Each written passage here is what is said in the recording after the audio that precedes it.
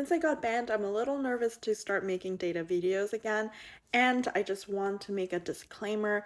These are not my opinion. These are just studies I've found, and I'm trying to interpret it to show a reflection of what I guess the population wants or like what society wants.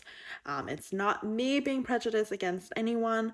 I'm just showing what people secretly think, and it's being digitized, and now we're looking at it in this graph here.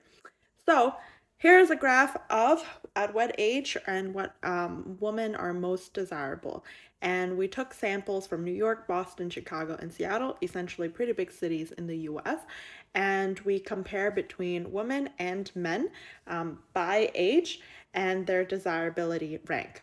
And for those that want to read more, I'll put the link in the comments.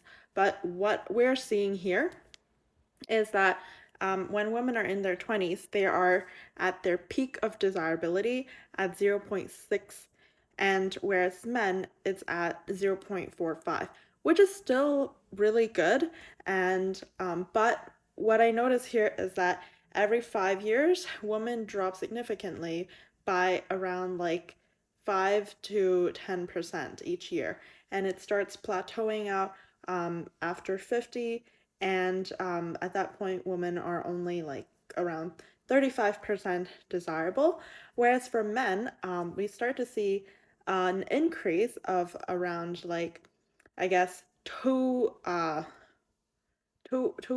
every year, and it starts to plateau out at 0.55. So on an overall basis, men actually are more desirable in the long run as compared to women, even though they start off with less desirability. But regardless, they still have quite substantial desirability there. To overlay that on a dual axis, it does seem like after 30, men are significantly more desirable than women because women has a decline.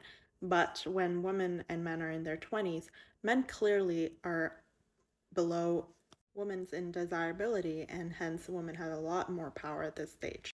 To do with this data, for me, what this tells me is that I need to be cognizant of time, and this is the best years to make the best choices in mate, because in reality, statistics is very hard to fight against, especially when statistics shows the average. Yes, there's always like extreme and outliers cases that makes it different, but on an overall basis, this is what the trend looks like over the years. And when you look at fertility, women's fertility peaks at 25, and for men it's 35.